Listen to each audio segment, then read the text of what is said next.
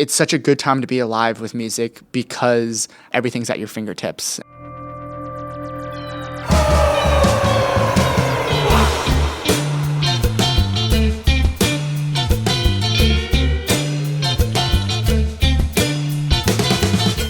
This is Joe Wong. Welcome to the Trap Set. I want to play something for you.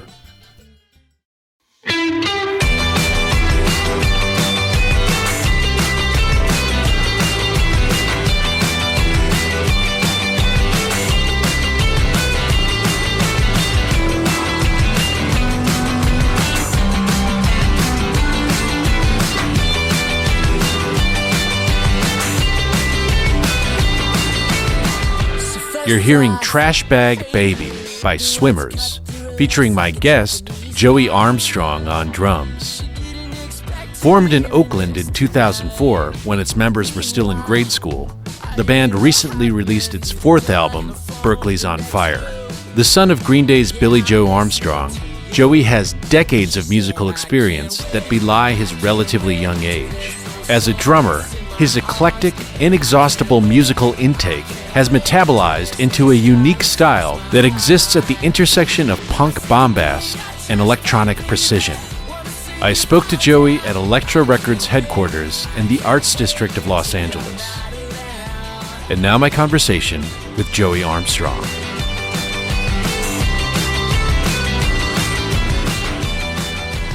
I don't know. First thought that went through my mind, I guess what was it gonna have for breakfast? Breakfast burrito or breakfast bowl? What did you go with? I went with the bowl because I had the burrito yesterday. Oh, okay. I thought maybe you were making a healthier decision for yourself. I'm working on being healthier. After watching The Dirt last night, I was kind of like, I feel like bands have two paths they can go down. It's you're either this crazy party band or you're the kind of healthy band. Those are the only two paths? That's what I was thinking last night. I was like, oh my God, I have to be the exact opposite of this. Like a good band? Yeah. So, where did you grow up? I grew up in Oakland.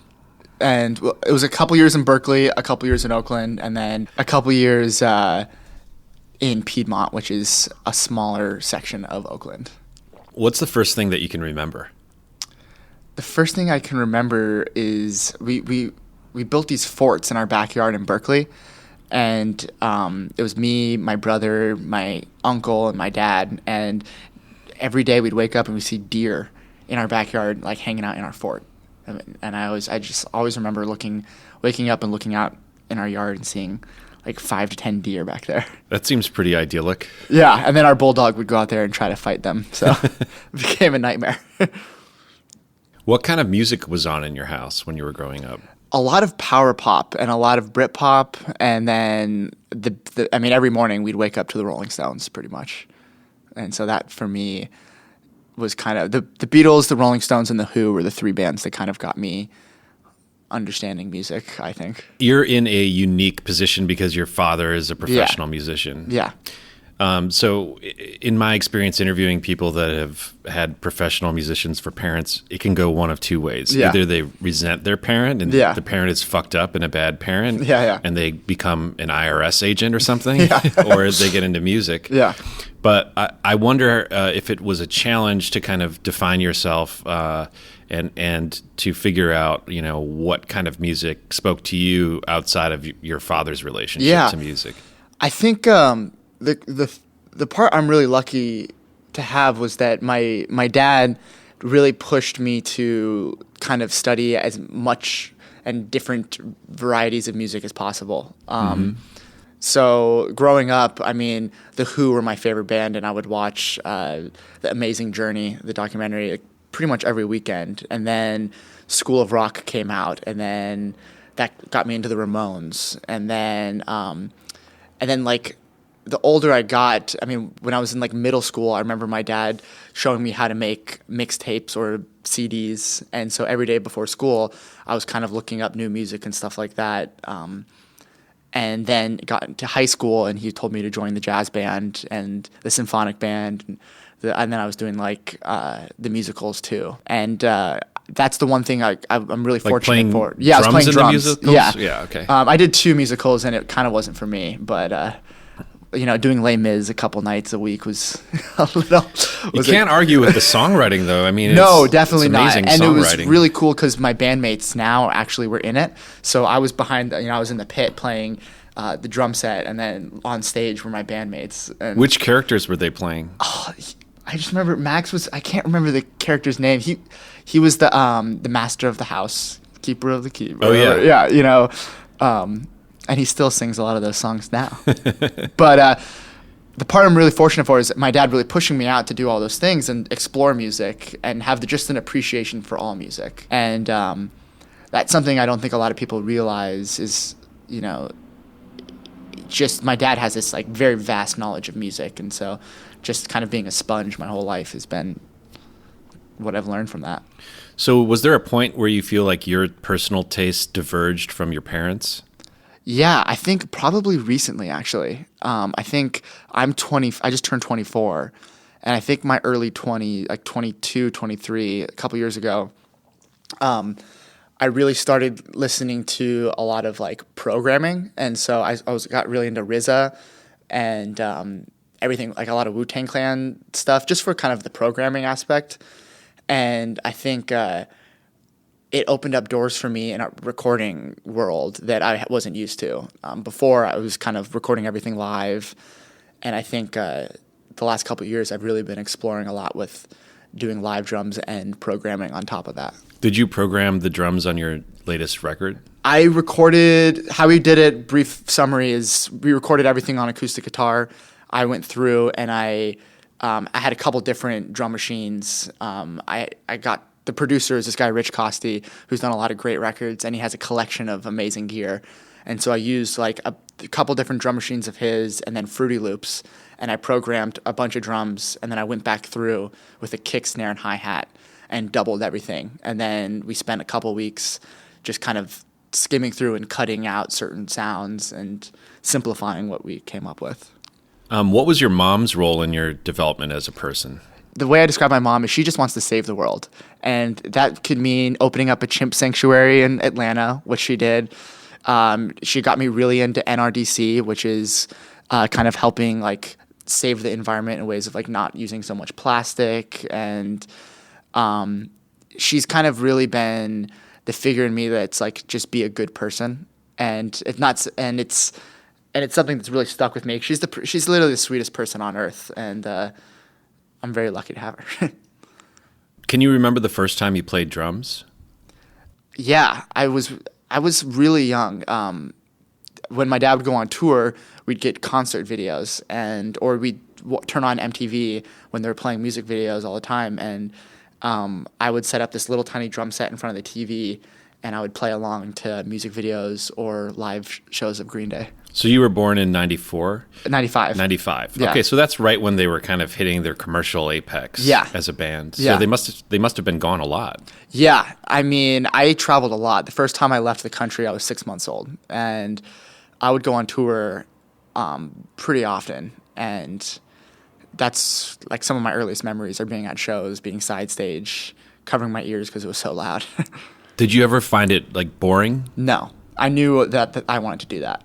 Mm-hmm. And I didn't know how exactly I wanted to do, like what it was going to be like. I'm the type of person where I like to do like go down my own path and do things on my own, but I also like to study and learn from people. So it was kind of like being able to be side stage, front of house, anywhere in the crowd.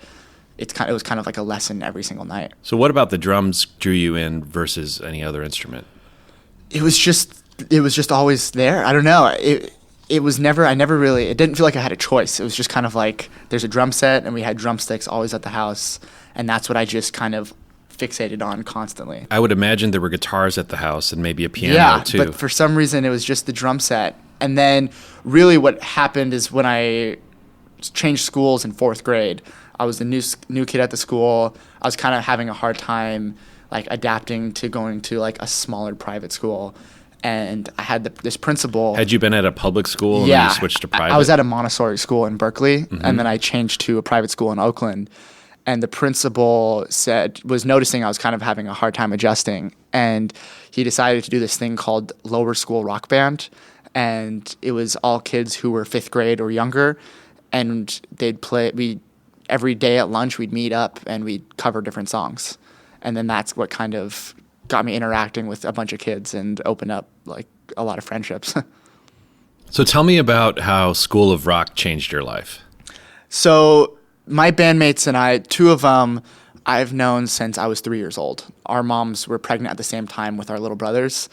Are their parents musicians too? No, one's an architect and one's just kind of, she just kind of does everything, a little bit of everything. But we grew up together, and we grew up playing t-ball, playing football, basketball, and doing different sports together. And then all of a sudden School of Rock came out, and we watched that as like families like together. And I remember looking at each other and we're like, we got to do this.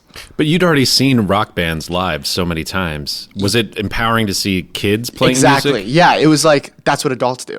When I saw my dad play, I was like, yeah, that's a grown-up job. And then all of a sudden you see Zach Mooningham and different like members of the School of Rock playing their instruments, and you're like, oh man, I want to do this. So did you actually go to was there a School of Rock? No, the closest, so at that exact same time, my elementary school started having me play with our school rock band, and then me and my bandmates at that time started playing music together, and we bought a little like 8-track in my bedroom, and we were recording demos. For me, when I got really heavily into playing in bands and playing music with other people, I was probably around 11. Yeah. But there was nobody in my family or even in my wider circle that was a musician. Yeah. It seemed like a complete fantasy to try to do that. Yeah. And so my relationship with it also kind of coincided with teenage rebellion, where I was like, I'm going to fucking do this. Yeah. You came from a situation where you saw somebody be financially successful doing it. I wonder how it affected your relationship to music, like versus, say, the way that your dad interacted with music. Have you thought about that? I haven't really thought about that much. For me, like, drums have just always been something that have been there for me, and music has been this, like, it's just the one thing that I knew how to do really well at the time. I mean, as a little kid, I was able to play the drums, and I was like, I can do this. And I think just being able to see people do it every night, and it was normalized. It was such a normal thing to do for me. And it didn't. There's very few times in my life where that were like, oh shit, watching music, because I got to grow up seeing it every night. And what do you mean there were a few times when it was like, oh shit, where your mind was blown? Yeah, I mean, it took me a while, for the longest time I always tried to like avoid questions in interviews or do things my own way, because, I want to make sure people know that I'm working my hardest to go down my own path. But I can't ignore the fact, and I've really come to appreciate the fact that I got to stand side stage and watch Green Day play at Milton Keynes to 100,000 people. And I got to watch Trey Cool play for 3 hours straight, as hard as he hits, and playing those types of songs. And that kind of set this standard for me, where it was like, how hard they work at their craft, I want to be able to do that. And I need to put in those hours in order to get, like, not the success they have, but just like feel fulfilled. It never felt like a rebellious act to you. It was just something that you were doing purely out of the love of doing it. Yeah.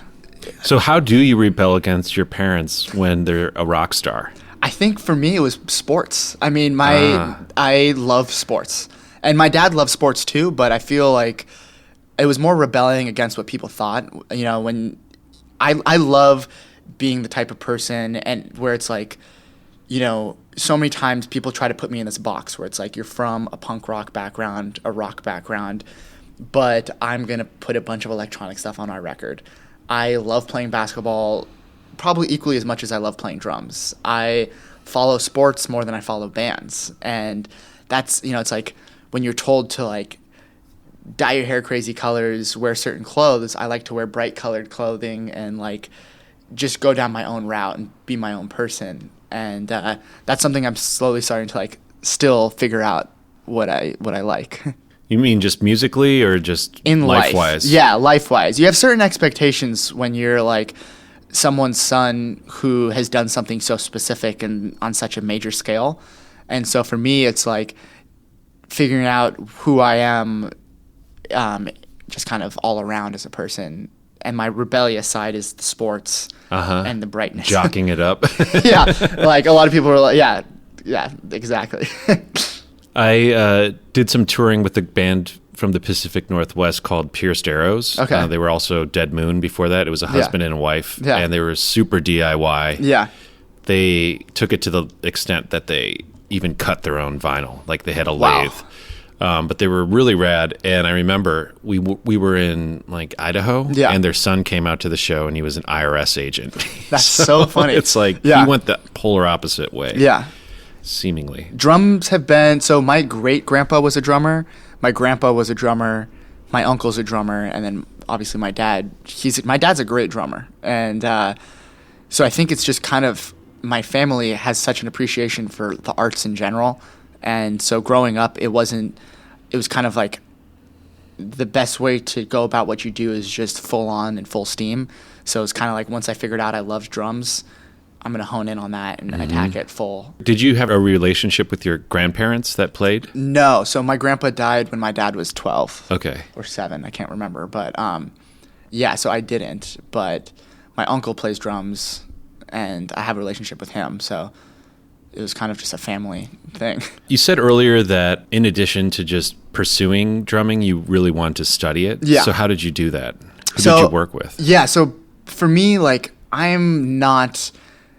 I'm terrible at reading music, but I tried my best in high school to learn. I studied. I've had the opportunity to talk to a lot of people, probably more opportunities than most kids my age. When I was in high school, I joined the jazz band, and I didn't know what I was doing at first. I mean, I came from just playing rock music to all of a sudden like trying to learn how to swing and learn how to comp, and playing with playing out of the fake book and playing along with like saxophone players and other instruments that normally our rock band didn't play with. I had a great teacher at our school named Galen Grant, and he worked with me on learning some like Latin music and just learning how to swing. And I think from there I kind of was like, okay, I just love talking to drummers. I love hearing about how they warm up. I love hearing about their stretching. I love hearing about what rudiments they practice and play with. The music we play isn't flashy stuff, so I don't get to really incorporate a lot of that. But just hearing about people's methods, in high school I would watch this YouTube video of Joe Morello, and he's super old, and he's got his glasses on, and he's just talking about like the one with his Harley shirt. Yep, the Harley shirt, talking about singles, doubles, paradiddles, and flams, and that That's there a was classic. Like, yeah. By the way, I think he lived about 20 years after that was made, too. That's crazy. Yeah. I think that's from the 80s, maybe, or the early 90s. Yeah, I mean, he was old then. That's crazy. But, like, from the Bay Area, we come from such a rich history of music. There's Yoshi's, which I got to play out when I was 16 with I had a quartet in high school. My quartet got to play there. And, of course, David Garibaldi is from Oakland. Sure. Mike Clark. Yeah. Sheila E. Yeah. And on the other side of that, there's the punk scene. So there's like Trey Cool. There's Aaron Comet Bus. I'm forgetting his first Where's name. Aaron now? He lives in New York. I used to read a zine. It's great. He was the drummer for Crimpshrine? Yep. Yeah. He taught me how to play the ride pretty much. I take a lot of the stuff. He has a very specific way that's really sloppy of playing the ride, and I've brought that with me my entire life watching him play.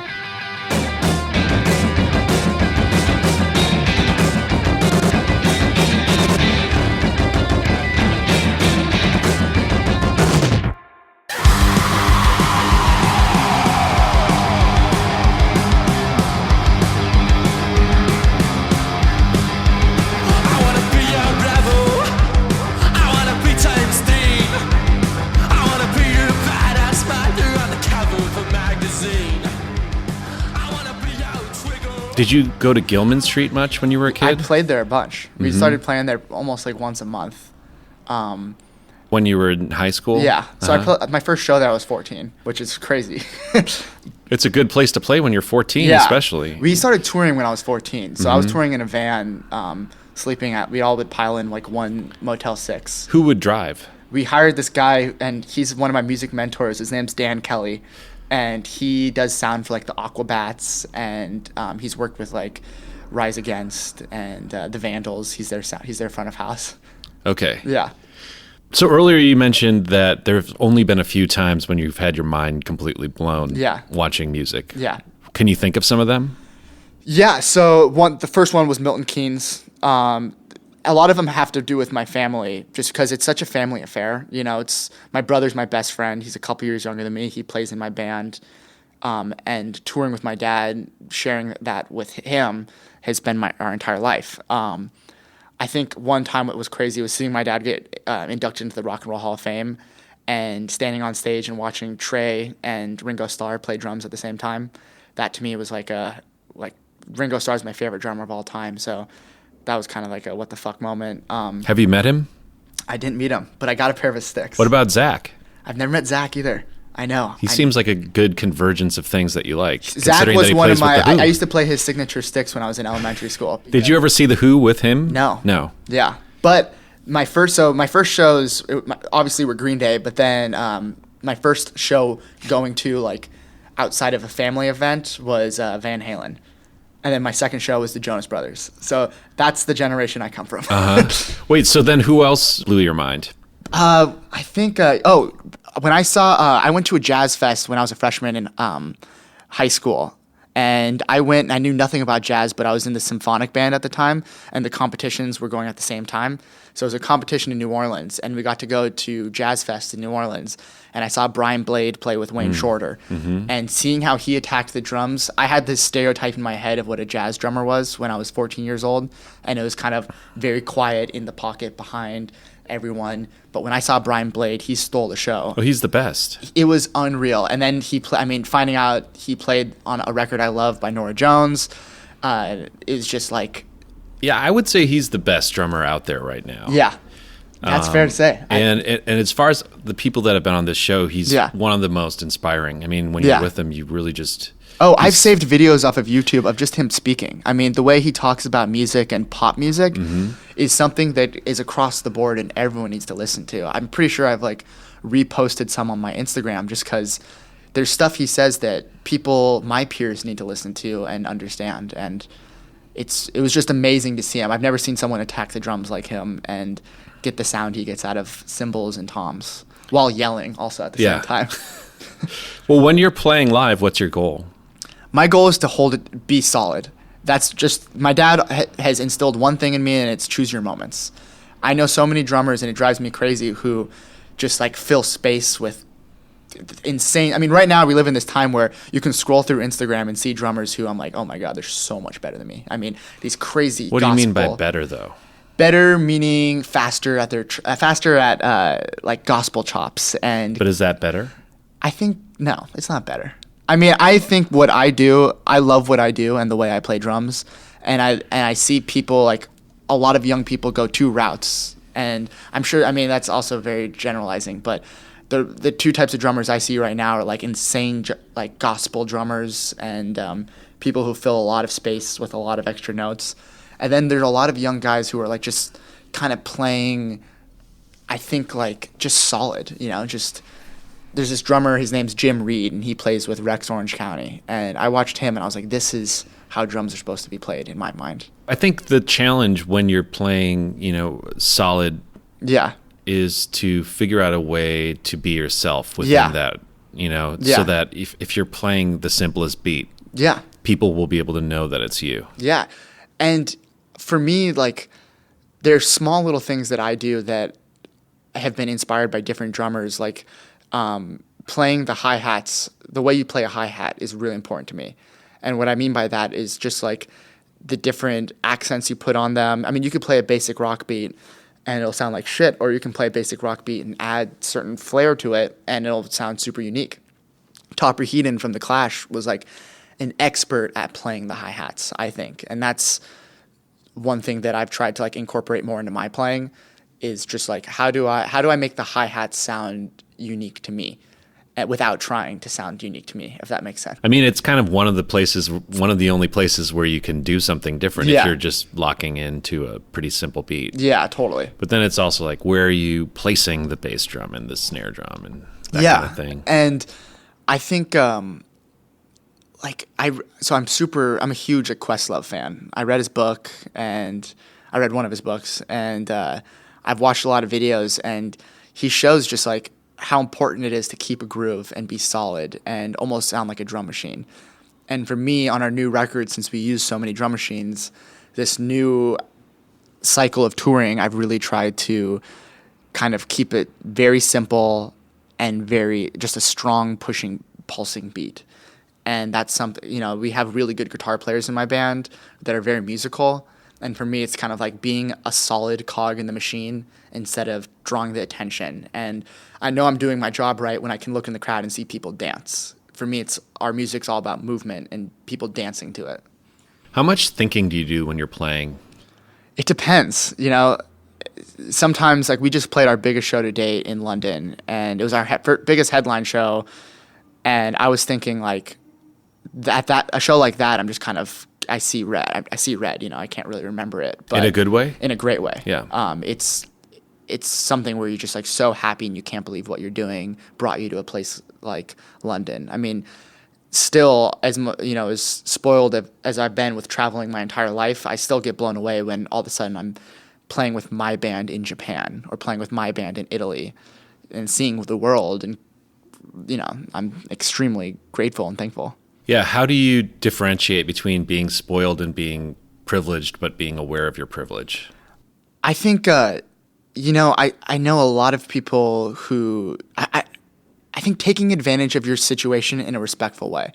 I've been able to be in the same room with a lot of incredible musicians, and I could be a total douchebag or a total dick and not appreciate that. But for me, it's just like listening to these incredible players. I've had the opportunity in the last couple of years to talk to some of my favorite drummers and just pick their brains. Who did you talk to? Brad Wilk from Rage Against the Machine. He's a great guy. He called me when I was on tour in Detroit, and we talked for 2 hours on the phone. And he really inspired me, and he studied with David Garibaldi. And so that's right. Yes, yeah. You told me about that. And then Fabrizio Moretti from The Strokes is one of my favorite drummers of all time. He does exactly what I want to do with his band, where the way he plays with The Strokes makes people want to dance, doesn't take away from anything, and it's there. And that's something that I've tried to emulate in my playing. He definitely has a distinctive hi-hat approach. Exactly. Yeah. Is there anybody that you would be excited to talk to that you haven't spoken to yet? Yeah, I mean, I would love to talk to the drummer of the Bad Plus, Dave King. I think he's one guy that, and like Mark Giuliana, I don't know how to pronounce his last name. Giuliana, yeah. I think these guys who are taking their instrument and making something from a music that's so old, but making it very modern in a way, in my mind, the way that they play jazz or they play their instrument, it's just incredible. I mean, there's also like Antonio Sanchez. He's someone I really want to meet. I've tried to like hit him up on Instagram, like just asking him questions, but he's ghosted me. But he probably just didn't see it. Yeah. Well, I can say that I'm the same age as Mark, and he and I are part of this MTV generation, and we both kind of started playing around the time that bands like Red Hot Chili Peppers or Nirvana or Green Day were really popular. Yeah. So that was kind of like our entry point as drummers. Yeah, and then, totally. of course, you dig deeper and deeper. Yeah. But it's interesting that, I think he kind of came into it that way, and then, of course, got super into hip-hop as well. Yeah. And you can hear it all in what he's doing. Yeah. I mean, it's just fascinating. And the thing that I've really been focusing on lately is trying not to recreate the past, which is a huge fad in rock music, especially right now. There are a lot of bands, especially my age, who are trying to recreate music that sounds just like the 60s and 70s. And while that's great and a lot of great songs are being written, for me it's kind of like this idea of taking the feeling of different decades of music and putting a modern spin on it. And, there's some drummers that I really like. The drummer, oddly enough, is George Daniel from the 1975. The way he plays drums, it's like very modern take, but you hear these elements of, Radiohead. You hear some Joy Division and New Order, but it's a modern take on that. And that's one thing that I've been trying to focus on in my playing is like I've been paying attention and listening to music that's decades older than me, but I live now and I'm here. How do I kind of make that and put it through a modern filter? Sometimes it has to be deliberate and sometimes it's not. I mean, because you are a different person, right? So it's all about getting closer and closer to whatever it is you are uniquely qualified to say. Yeah. So what's your approach to doing that? I think, for me, I'm the type of drummer who it's all about the song. And so the guys I play music with, we've been playing music with each other for so long. It's kind of how do we complement each other? And so I take this approach where it's not about me and it's not about how I play. It's about how I play with them and how I enhance what they've created as songwriters. Well, I'm not a songwriter personally, so for me, my playing, it goes through kind of this filter of our band's music. And that's one thing that kind of took me a while to realize is like, how do I play drums for certain things? Well, I play drums for certain songwriters and to enhance a songwriter's writing. You guys have been a band for 15 years, right? Since you were in 4th grade or something. Yeah. First of all, that's pretty remarkable. Yeah.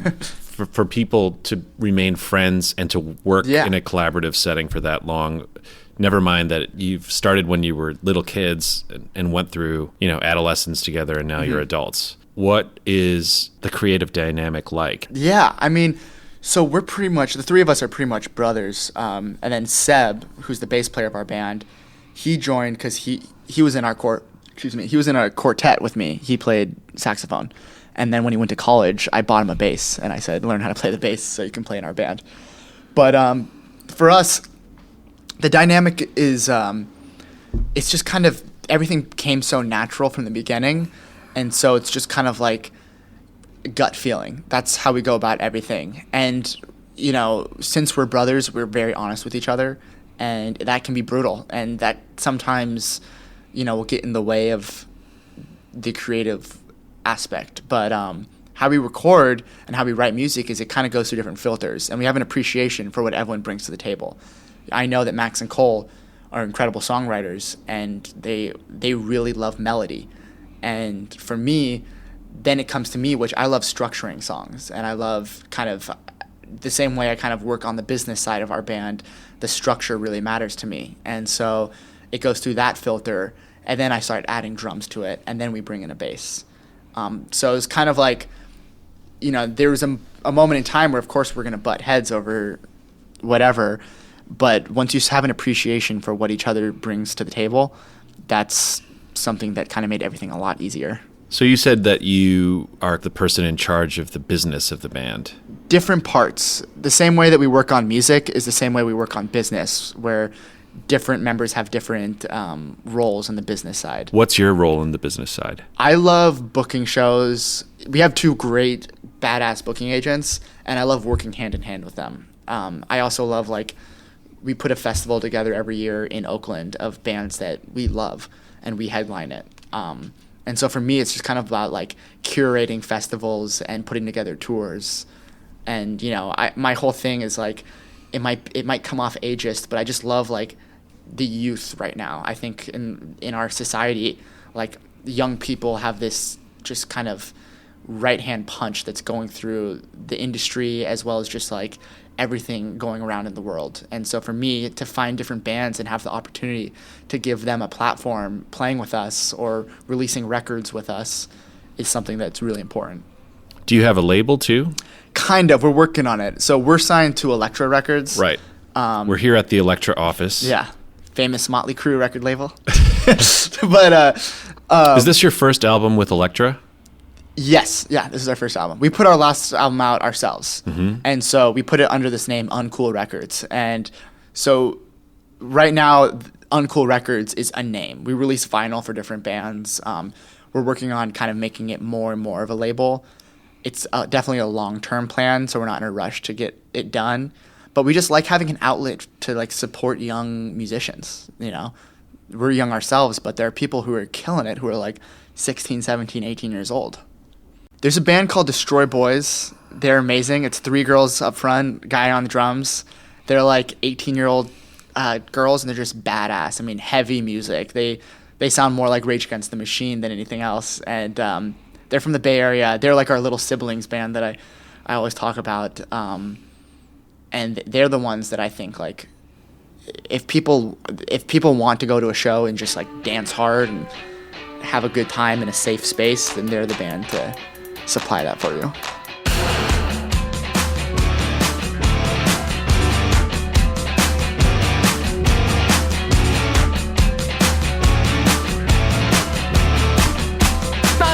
Count me up because there's fire on the streets of all the Berkeley police and they're out slobs doing stupid jobs, and we're having indigestion in the belly of the beast because we're slobs doing stupid jobs. And you put your pom-poms down, you did it with go. Are you the kind of person that likes planning things out? I do. Yeah, I'm a big planner, and sometimes to a fault because I like to stick to a plan, and in the music industry, nothing sticks to a plan. And so that's where all of a sudden I'll get like either overwhelmed or stressed out because I'm like, we had this all planned out. It was so easy. But, you know, as the world goes, everything changes. After you finished high school, you gave a bass to your now bass player. Yeah. Did you go to college? I went to a year of college and I dropped out. Where did you go? So I went to San Diego State for a year, and then I transferred to the New School of Jazz in Manhattan. Uh-huh. And I went to like the first day of the New School of Jazz, and they were talking about all these classes, and I went up to them and I'm like, hey, I have a tour in Australia coming up. Can you work with me on that? And my counselor, first day counselor, he goes, you have plans to be doing what all these kids are dreaming about doing. Go do that. This school will always be here for you. And so I went home and I told my parents, and they're like, well, that's the only tour you have planned for this year. And I was like, yeah, but others might pop up. And they said, if you're not going to go to school, you need to practice every single day, for 4 to 5 hours a day, and you need to be studying with different teachers, so independently. So I got a practice space on the Lower East Side, and I was going there like for a couple hours a day, and that's when I met Fabrizio. I also worked with this guy Randy, and then I ended up working at a recording studio too. Which studio? The Magic Shop. Oh, okay. Yeah. R.I.P. Yeah, I was like there, and I had to deliver checks to the owner, and he would just rip them up and toss them. What do you mean? Like the landlord, like I would go deliver like the month's rent, and he would just rip them up and toss them. He didn't want them there. Oh, I see what you're saying. Yeah. You were delivering checks to the landlord. To the landlord from the studio. And the landlord ripped them up so that he could evict them. Yep. Yeah. And it was pretty cool though. Like Tony Visconti was in there when I was there. With David? It was right after that, but I was in the room once when he had a phone call, and Tony's an older guy, and I don't think he realized his phone was on speakerphone. So he has his phone to his ear, and it's David Bowie on the phone, and I'm sitting at the reception desk listening, and I'm like, this is pretty amazing. And then also, what were they talking about? He was just asking about dates. They were talking about dates. And he's like, all right, David, I'll talk to you later. And I'm sitting there texting everyone I know. I'm in the room while David Bowie's on speakerphone. David Bowie's spirit is here. Yeah. What do you care about most right now? I just love playing. You know, I just love touring. Touring for me is something that's just so fun, and to be able to see all parts of the world and meet so many kids. You know, for me, politics are also a really big part of my life.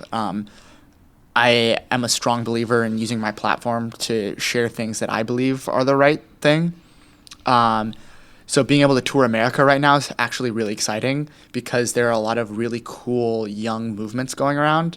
I mean, from anyone like the kids from Parkland who are activists and like getting gun reform to, you know, some pretty good candidates for president.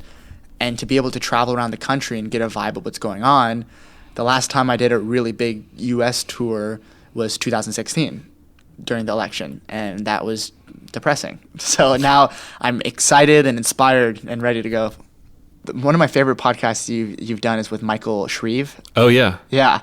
Another Bay Area guy. Yeah. Yeah. The cool part about the Bay Area is how diverse it is just with drummers, you know? I mean, I've been able to be a student of like, right now it's just a good time to be a student of music because of how easy and accessible everything is. And my point back to Michael Shreve is how amazing it is to go on YouTube and just watch that drum solo at Woodstock. I mean, that's life-changing. It's incredible. It's life-changing. After watching that video, I spent 6 months trying to get my traditional up to speed with my matched, just because I was like, the way he plays it looks so cool. Strictly from like just a visual standpoint. I mean, the history of it's amazing as well, but I just think it's such a good time to be alive with music because how everything's at your fingertips. And I think all kids and anyone any age should be taking advantage of the fact where you have an endless library of music that spans more than just the genre maybe you grew up on. And that's something I've really focused on trying to expand. Let's talk about your relationship with Trey, because he was a mentor to you. Yeah. I've spent a couple days with Trey because I produced the Fred Armisen special that he was in. Oh, no way. But I don't really know him. So tell me about your particular relationship with him. I mean, Trey, for me, it's just like, I guess another one of those like, oh shit moments is just actually the multiple times I've watched him play drums live. I mean, I've watched them play 3 to 4 hours a night. And to me, that's crazy. I play 80 minutes a night and I'm tired. But for Trey, I think he's one of the more underrated drummers. And I'm a lot of people say I'm biased, but being able to watch him and have that kind of close up look, I think he's underrated, and the fact of just like how solid he is. Not many people can do what Trey does, and I think that he's inspired so many incredible drummers. And he kind of comes from like this style of drumming that I see of him is just like this guy who sits up there and he plays these incredible parts that don't take away from the music. And I think a lot of drummers do take away from the music right now. Yeah, he's a drummer that falls into the Keith Moon category where he's very busy, but it works somehow.